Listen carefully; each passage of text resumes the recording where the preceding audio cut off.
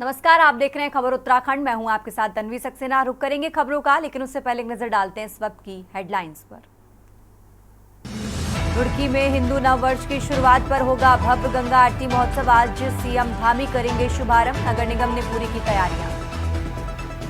चारधाम यात्रा के लिए बीकेटीसी समिति ने जारी किया ब्रोशर। 8 भाषाओं में मिलेगी धामों की जानकारी। गर्मियों के लिए बिजली की व्यवस्था में जुटा यूपीसीएल। केंद्र से उत्तराखंड को मिला 20% कोटा।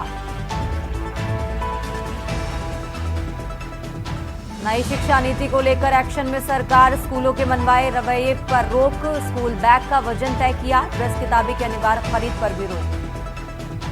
गंगा में नहा रहे 5 पर्यटक युवक तेज बहाव की चपेट में आए। 4 को बचाया, 1 लापता।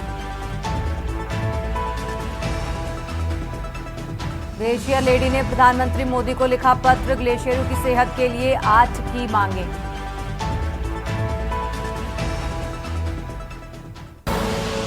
आप देख रहे हैं के न्यूज, खबरों का सारथी। और चलिए अब रुक करते हैं खबरों का। हरिद्वार में चैत्र नवरात्रि के शुभारंभ पर धर्मनगरी हरिद्वार में भक्तों का सैलाब उमड़ पड़ा है। विशेष रूप से शिवालिक पर्वत पर स्थित मां मनसा देवी मंदिर में श्रद्धालुओं की भारी भीड़ जुटी हुई है। भक्तजन मां के दर्शन कर मन्नतों के धागे बांध रहे हैं और सुख समृद्धि की कामना कर रहे हैं। मंदिर में विशेष पूजा अर्चना और भव्य आरती का आयोजन भी किया जा रहा है। मां मनसा देवी को लेकर मान्यता है कि वो अपने भक्तों की सभी मनोकामनाएं पूरी करती हैं। पूरे मंदिर परिसर में सुरक्षा के कड़े इंतजाम किए गए हैं। वहीं श्रद्धालुओं की सुविधा के लिए प्रशासन ने विशेष व्यवस्था भी की है। देश भर से आए श्रद्धालु जयकारे लगाते हुए मां की भक्ति में लीन नजर आ रहे हैं। पूरे क्षेत्र में भक्तिमय माहौल बना हुआ है, जिससे हरिद्वार आध्यात्मिक ऊर्जा से सराबोर हो गया है।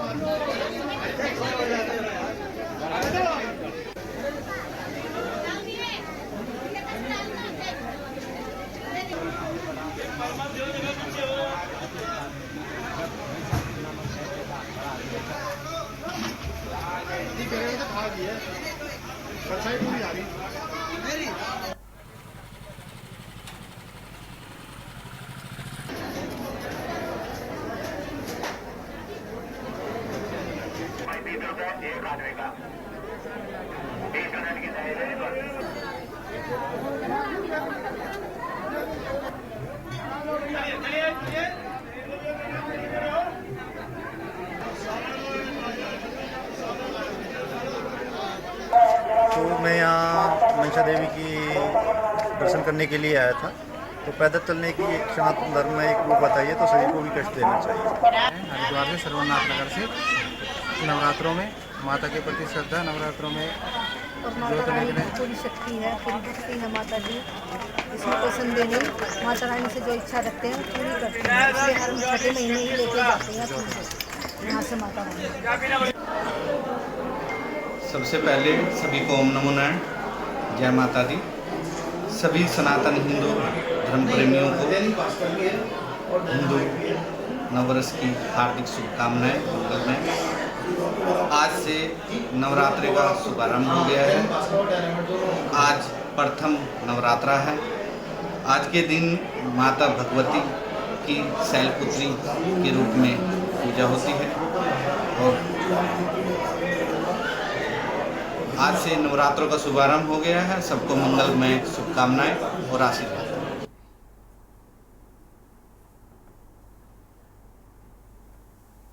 खबरों में आगे बढ़ते हैं। चैत्र नवरात्रि के पहले दिन धर्मनगरी हरिद्वार में भक्तों की आस्था का अद्भुत नजारा देखने को मिल रहा है। विशेष रूप से सिद्धपीठ मां मनसा देवी मंदिर में श्रद्धालुओं की भारी भीड़ उमड़ रही है। भक्तजन भोर से ही लंबी कतारों में खड़े होकर मां के दर्शन कर रहे हैं। नवरात्रि के पहले दिन मां शैलपुत्री की पूजा अर्चना के साथ मंदिर परिसर देवी गीतों और जयकारों से गूंज उठा है। पूरे शहर में भक्तिमय माहौल बना हुआ है। हरिद्वार के अन्य मंदिरों में भी विशेष हवन, पूजन और भजन कीर्तन का आयोजन किया गया है। साथ ही प्रशासन ने श्रद्धालुओं की सुविधा के लिए विशेष व्यवस्थाएं की हैं। वहीं सुरक्षा को देखते हुए पुलिस बल भी तैनात किया गया है। बाजारों में फलाहार और पूजा सामग्री की दुकानों पर भीड़ बनी हुई है। मंदिर प्रशासन के अनुसार आने वाले दिनों में भक्तों की संख्या और बढ़ने की संभावना है।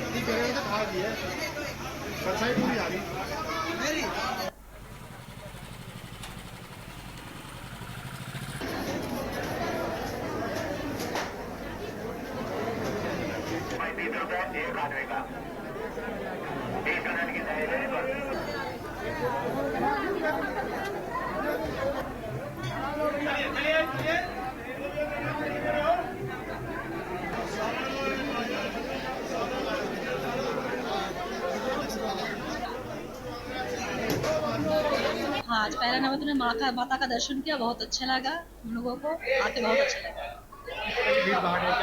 भीड़ है मंदिर में, तो भीड़ होगा तो ना। हाँ, माता का दर्शन बहुत अच्छा लगा। जैसा कि आप सबको पता है कि आज पहला नवरात्र है और माता जी के दर्शन करने हम मैं सब परिवार के साथ में आऊँ। अब मुझे दर्शन मिला, बहुत खुशी हुई। जैसी व्यवस्था थी वैसा से हम बहुत खुश है।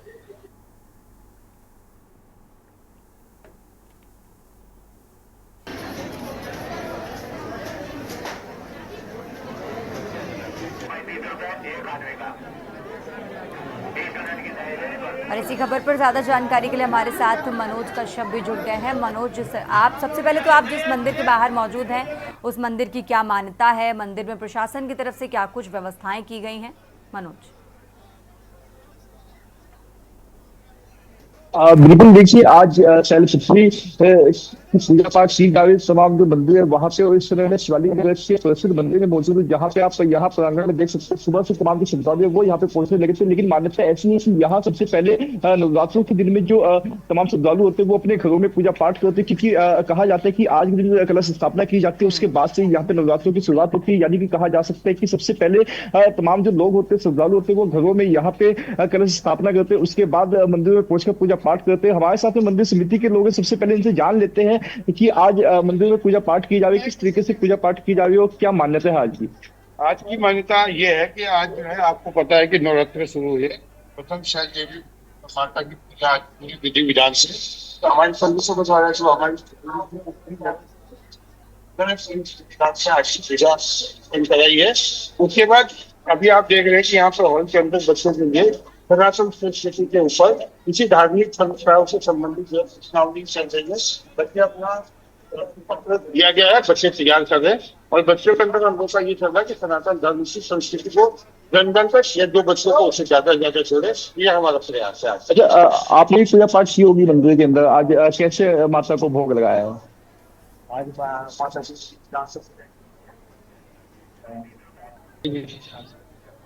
बिल्कुल, देखिए तमाम जो मंदिर समिति के लोग हैं यहाँ पे सबसे पहले उन्होंने पूजा पाठ की है, बाका दूध अभिषेक जल अभिषेक किया। यहाँ पे सुरक्षा को लेकर भी बातचीत कर लेते हैं। सुरक्षा के लिहाज से क्या कुछ इंतजाम किए गए हैं मंदिर में? पुलिस प्रशासन की भी सहायता लेनी होती है। अच्छा, पुलिस प्रशासन तो हमारा पूरा सहयोग करता ही है, लेकिन मेन चीज क्या है कि जो मंदिर समिति की हमारी है पूरी टीम यहाँ पे आप देख रहे हैं कि हम सब लोग यहाँ मंदिर समिति के लोग हैं, और अपनी जिम्मेदारियों के हिसाब से हम लोग यहाँ पे रहते हैं ताकि किसी भी भक्त को किसी तरह की कोई भी तकलीफ ना हो, और व्यवस्थाओं में हम लोग लगे। बिल्कुल, देखिए तमाम जो मंदिर समिति के लोग हैं वो यहाँ पे मौजूद है। सुबह सवेरे से यहाँ पे तमाम ये लोग पहुंच गए थे। यहाँ पे आज सबसे पहले शैलपुत्री माता की पूजा पाठ की जाती है। हालांकि सुबह से हमने देखे कि हरिद्वार की पौड़ी से लेकर तमाम जो हरिद्वार के प्रसिद्ध मंदिर चाहे मनसा देवी हो, माया देवी हो या फिर चंडी देवी, वहाँ पे श्रद्धालुओं का तांता लगा है, क्योंकि हरिद्वार को धर्म की राजधानी कहा जाता है। लगातार यहाँ पे देश के अलग अलग कोनों से तमाम जो श्रद्धालु होते हैं वो हरिद्वार पहुंचते हैं। ऐसी मान्यता है कि सबसे पहले जो श्रद्धालु आते हैं वो हर की पौड़ी पर गंगा स्नान करते हैं, उसके बाद मनसा देवी, चंडी देवी और माँ मनसा देवी के दर्शन करने के लिए वो मंदिर में पहुंचते, जिसको लेकर यहाँ पे पुलिस प्रशासन ने भी पुख्ता इंतजाम किए हैं। मनसा देवी और चंडी देवी पर यहाँ पे पुलिस के जो जवान थे वो सुबह से ही तैनात कर दिए गए थे। तमाम मंदिर प्रांगण को सीसीटीवी कैमरे से लैस किया गया है, किसी के साथ में कोई अनहोनी ना हो उसके लेके भी यहाँ पे तमाम जो इंतजाम थे वो पूरे कर दिए गए। तो खास तौर से हमने देखे कि सोशल मीडिया पे किसी तरह की ऐसी अफवाह ना फैलाई जाए, उसका यहाँ पे विशेष ध्यान रखा गया है। जी ठीक है मनोज, बहुत बहुत शुक्रिया आपका तमाम जानकारी दर्शकों तक पहुंचाने के लिए। और ये तस्वीरें आपको दिखा रहे हैं जहां पर आज चैत्र नवरात्रि की शुरुआत हो चुकी है। सुबह से ही मंदिरों में श्रद्धालुओं की भारी भीड़ उमड़ रही है, नवरात्रि की धूम है। और ये मां मनसा देवी मंदिर की तस्वीरें आपको दिखा रहे हैं जहां श्रद्धालुओं ने मन्नतों के धागे बांधे, विशेष पूजा अर्चना और भव्य आरती के साथ जयकारे गूंजे।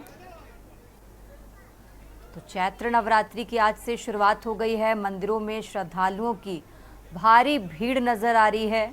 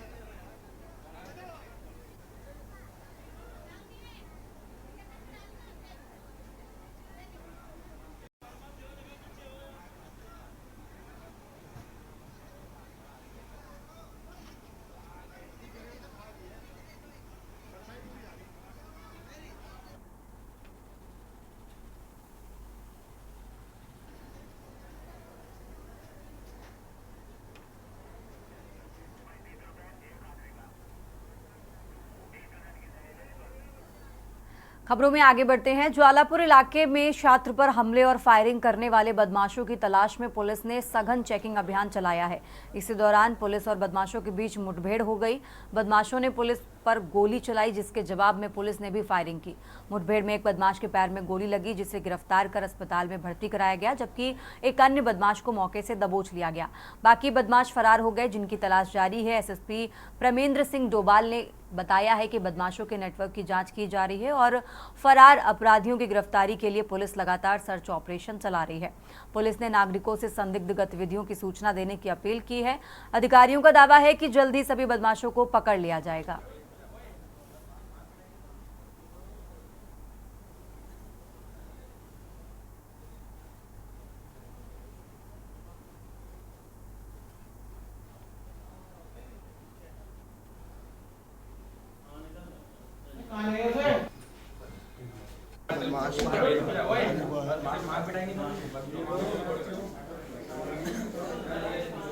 अभी थाना ज्वालापुर में पुल जटवाड़ा के पास में एक व्हीकल जो ब्लैक कलर का स्कॉर्पियो है, उसे पुलिस के द्वारा रोकने की कोशिश की गई थी। उसने बैरियर तोड़ते हुए बहादुराबाद की ओर फरार होने की कोशिश करी।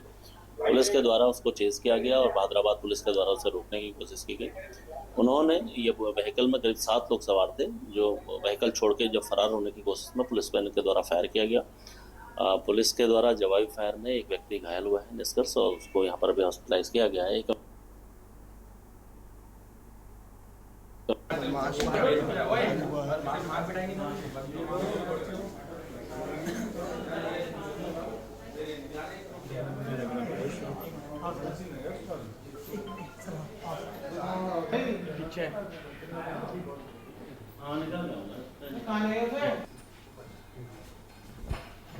क्या उम्र क्या है तेरी? 20 साल। नए लड़के हैं। घर वालों को इत्तला दे दी? इसके घर वालों को इत्तला दे दी? हाँ सर।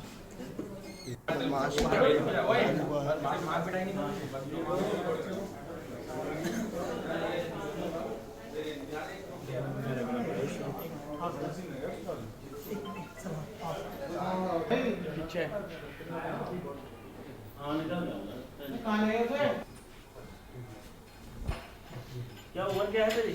20 साल। नए लड़के हैं। घर वालों को इत्तला दे दी? इसके घर वालों को इत्तला दे दी? हाँ सर।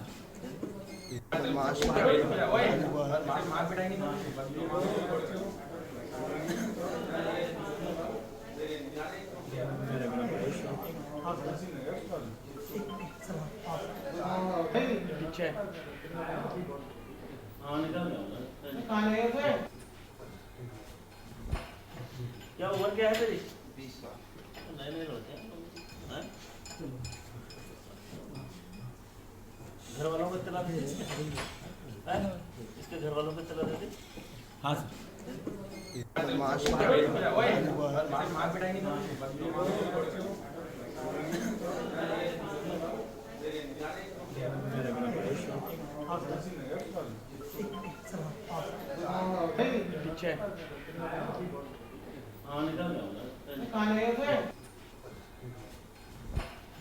क्या उम्र क्या है तेरी? 20 साल। नए लड़के हैं। घर वालों को इत्तला दे दी? इसके घर वालों को इत्तला दे दी? हाँ सर।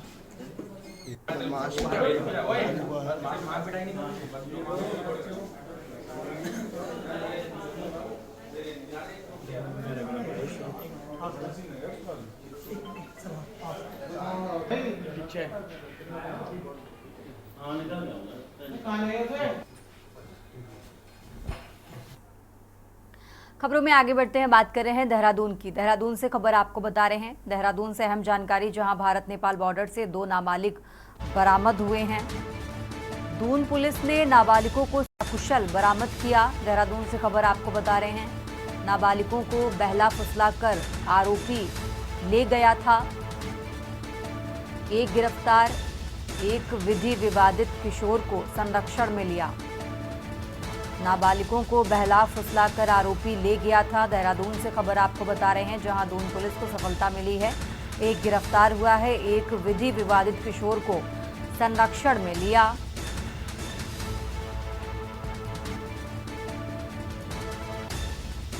नाबालिग युवतियों के अपहरण से जुड़ा ये मामला है। देहरादून से खबर आपको बता रहे हैं, जहां भारत नेपाल बॉर्डर से 2 नाबालिग बरामद हुए। दून पुलिस ने नाबालिगों को सकुशल बरामद किया। नाबालिगों को बहला फुसलाकर ये आरोपी ले गया था। एक गिरफ्तार, एक विधि विवादित किशोर को संरक्षण में लिया।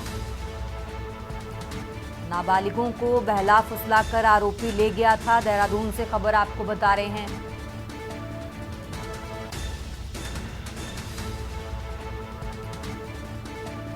क्लेमेंट टाउन में अपहरण के मामले में दर्ज थे अभियोग।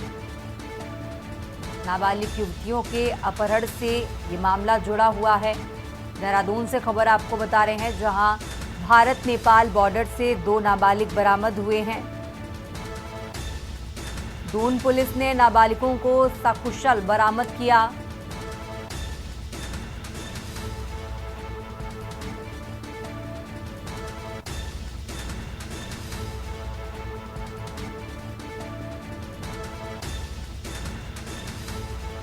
और चलिए खबरों में आगे बढ़ते हैं। एक बार फिर उत्तराखंड में अवैध खनन को लेकर चर्चा तेज है। हो भी क्यों ना, जब अपने ही प्रदेश के पूर्व मुख्यमंत्री वो भी अपनी ही सरकार पर सवाल खड़े कर रहे हैं, तो विपक्षी दलों का सरकार पर हमला बोलना भी लाजमी है। आपको बता दें कि हाल ही में लोकसभा में उत्तराखंड के सांसद और पूर्व सीएम त्रिवेंद्र सिंह रावत लगातार राज्यों के मुद्दों को उठाने का काम कर रहे हैं। इस बीच त्रिवेंद्र रावत के मुद्दे से राज्य सरकार के कामकाज पर भी सवाल उठने लगे हैं, जिसके बाद विपक्ष को भी हमला करने का मौका मिल गया है। बीते दिनों त्रिवेंद्र सिंह रावत ने उत्तराखंड में अवलांच और आपदा प्रबंधन से जुड़े मुद्दे को उठाया था। वहीं अब त्रिवेंद्र सिंह रावत ने उत्तराखंड में लगातार हो रहे अवैध खनन के मुद्दे को जोर शोर से उठाया। त्रिवेंद्र रावत ने केंद्र सरकार का ध्यान आकर्षित किया। उन्होंने आरोप लगाया कि उत्तराखंड के 5 जिलों में बड़े पैमाने पर अवैध खनन हो रहा है, जिससे न केवल पर्यावरण को नुकसान हो रहा है बल्कि सरकारी राजस्व को भी हानि पहुंच रही है। त्रिवेंद्र रावत के संसद में बयान के बाद कांग्रेस को भी हमला करने का मौका मिल गया है। ये रिपोर्ट देखिए।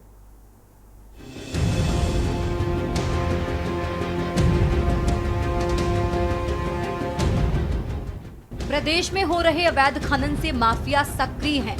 रात दिन खनन व ओवरलोडिंग से हादसे भी देखने को मिल रहे हैं। ताजा मामला हरिद्वार लोकसभा के लच्छीवाला का है, जहां खनन के डंपर की लापरवाही से टोल प्लाजा पर 2 शख्स की जान चली गई। वहीं सांसद के इन आरोपों पर उत्तराखंड के खनन सचिव ब्रजेश कुमार संत ने जवाब देते हुए इसे सिरे से खारिज कर दिया। संत ने कहा कि उत्तराखंड में पहली बार खनन से रिकॉर्ड राजस्व प्राप्त हुआ है, जो तय लक्ष्य से ज्यादा है। उन्होंने कहा कि राज्य गठन के बाद से साल 2002 से 2025 तक राज्य को खनन से कभी भी 200 करोड़ रुपए का राजस्व प्राप्त नहीं हुआ, लेकिन अवैध खनन पर अंकुश लगाकर राज्य ने वित्तीय वर्ष 2023-24 में ये लक्ष्य हासिल कर लिया है। उन्होंने ये भी दावा किया कि अवैध खनन रोकने के लिए बनाई गई टास्क फोर्स बेहतर तरीके से काम कर रही है। अगर सरकार के खनन सचिव सही हैं, तो पूर्व मुख्यमंत्री व लोकसभा सांसद त्रिवेंद्र सिंह रावत लोकसभा में अपनी ही सरकार पर क्यों आरोप लगाते नजर आ रहे हैं। संचालित खनन ट्रकों से संबंधित है। यह मुद्दा न केवल कानून और पर्यावरण सुरक्षा के लिए खतरा बनता जा रहा है, बल्कि आम जनता की सुरक्षा को भी गंभीर रूप से प्रभावित कर रहा है। यह देखा गया है कि राज्य सरकार और प्रशासन के स्पष्ट निर्देशों के बावजूद खनन माफिया द्वारा रात के समय ट्रकों का अवैध संचालन धड़ल्ले से किया जा रहा है। इन ट्रकों में भारी मात्रा में ओवरलोडिंग की जाती है और बिना किसी वैध अनुमति के खनिजों का परिवहन किया जाता है। इन अवैध गतिविधियों के कारण राज्य में सड़कों, पुलों और अन्य बुनियादी ढांचे को भारी क्षति हो रही है, जिससे आम नागरिकों के लिए आवागमन कठिन हो गया है। सबसे अधिक चिंताजनक बात यह है कि इन ट्रकों के लापरवाह और तेज गति से संचालन के कारण सड़क दुर्घटनाओं में लगातार वृद्धि हो रही है। कई निर्दोष लोगों की जान जा चुकी है और कई घायल हुए हैं। ये बात कहना कि अवैध खनन राज्य में बढ़ रहा है, ये बात पूर्णतः निराधार, असत्य, भ्रामक है, मेरा ये मानना है। और इसका सबसे बड़ा प्रमाण ये है कि जो खनन राजस्व है उसमें बहुत तीव्रता से वित्तीय वर्ष 2023-24 में जो अब समाप्ति की ओर है, उसमें बहुत तीव्रता से वृद्धि हुई है। वो आज तक, जब तक इस उत्तराखंड प्रदेश का गठन हुआ है, इस राज्य के गठन 2002 के उपरांत 2025 तक, अब हम 2000 कभी भी राजस्व खनन से प्राप्त नहीं हुआ है। यह राजस्व पिछले वर्ष की तुलना में लगभग 2.25 गुना है। यह राजस्व आज तक फाइनेंस ने जब भी टारगेट दिया है, उस राजस्व को ये प्रथम बार है कि हमने न केवल पूरा किया है, और इसके पीछे इसके जो हम लोगों ने इसके लिए जो मॉडस ऑपरेंडी अपनाया है वो ये है कि एक तो हमने नियमों का सरलीकरण किया सबसे पहले, और दंडात्मक कार्रवाई बढ़ा दी। नियमों का सरलीकरण करने के साथ साथ दंड बढ़ा दिए। त्रिवेंद्र रावत के संसद में बयान के बाद कांग्रेस को भी हमला करने का मौका मिल गया है। कांग्रेस में इस पूरे प्रकरण को देखते हुए सरकार पर कई सवाल खड़े करते हुए प्रेस वार्ता कर हमला बोला। अवैध खनन पर सरकार से 2017 से अब तक 8 सालों का हिसाब मांगा, कितनी कार्रवाई की गई, साथ ही प्रदेश में कितना खनन हुआ। वहीं विपक्षी दलों को सरकार को घेरने का मौका मिल गया है। भाजपा अब अपने ही नेता त्रिवेंद्र सिंह रावत के बयान पर सफाई देते नजर आ रही है। देखिए, लोकसभा में इस प्रदेश के पूर्व मुख्यमंत्री जो हरिद्वार के माननीय सांसद हैं श्री त्रिवेंद्र सिंह रावत जी, उन्होंने लगातार दूसरी बार अपनी ही पार्टी की सरकार को कटघरे में खड़ा करके ये आरोप खुलेआम लगाया है कि उत्तराखंड में अवैध खनन हो रहा है। उन्होंने ये आरोप लगाया है कि राज्य में सरकार के संरक्षण में अवैध खनन हो रहा है। अपनी सरकार के बारे में उन्होंने दूसरी बार लगातार कहा है कि अवैध खनन करने वाले लोगों की हत्या कर रहे हैं। अवैध जो डंपर चल रहे हैं, ट्रैक्टर ट्रॉली चल रही हैं, वो लोगों को कुचलने का काम कर रही हैं। ये हम नहीं कह रहे हैं, प्रदेश के पूर्व मुख्यमंत्री जो भाजपा के माननीय सांसद हैं वो कह रहे हैं। कांग्रेस के सारे आरोपों पर उन्होंने मोहर लगाई है। पहली बात तो आपका जो ये प्रश्न है बहुत ही अच्छा है। दूसरी बात हम आपको बता दें कि ये त्रिवेंद्र रावत जी जो है वो कोई बाहर के नहीं हैं, वो बीजेपी के ही सांसद हैं और यहाँ पर बीजेपी की सरकार है। और जो उन्होंने जो खनन मामले में जो उन्होंने वहाँ पर अपने तीखे बयान और सही बयान दिए हैं, बहुत देर कर दी उन्होंने बोलने में। उनके मन में ये बहुत दिन से था, लेकिन ये गुमार बड़ी लेट से फूटा। उसके कुछ उनके अंदरूनी कारण हो सकते हैं, लेकिन ये बात सच है कि जहाँ एक तरफ जो अपने मुख्यमंत्री हैं सूबे के, वो ये बोल रहे हैं कि अवैध मदरसा, अवैध सो, उनको अवैध खनन क्यों नहीं नजर आ रहा है? वो इसलिए नहीं नजर आ रहा है कि अवैध खनन के वो खुद मालिक हैं, अवैध कार्य वो खुद कर रहे हैं, इसलिए उनको खनन पर कोई ध्यान नहीं जा रहा है। हरिद्वार सांसद त्रिवेंद्र सिंह रावत ने लोकसभा सदन में हरिद्वार समेत पूरे राज्य में अवैध खनन का मुद्दा उठाया, जिसमें हरिद्वार, देहरादून, नैनीताल और उधम सिंह नगर के जिलों में रात के समय अवैध रूप से संचालित खनन ट्रकों का संचालन हो रहा है। ये कानून और पर्यावरण की सुरक्षा के लिए खतरा बनता जा रहा है। उसके बाद से प्रदेश की राजनीति में अपनी ही सरकार पर लगाए गंभीर आरोपों को लेकर राजनीतिक माहौल बेहद गरमाया है और विपक्ष इसको भुना रहा है। ये कोई पहला मामला नहीं है जब इस तरह के बयान त्रिवेंद्र सिंह रावत ने ना किए हों। पहले भी इस तरह के बयानों को लेकर त्रिवेंद्र सिंह रावत काफी सुर्खियां बटोर चुके हैं। Bureau report, Uttarakhand.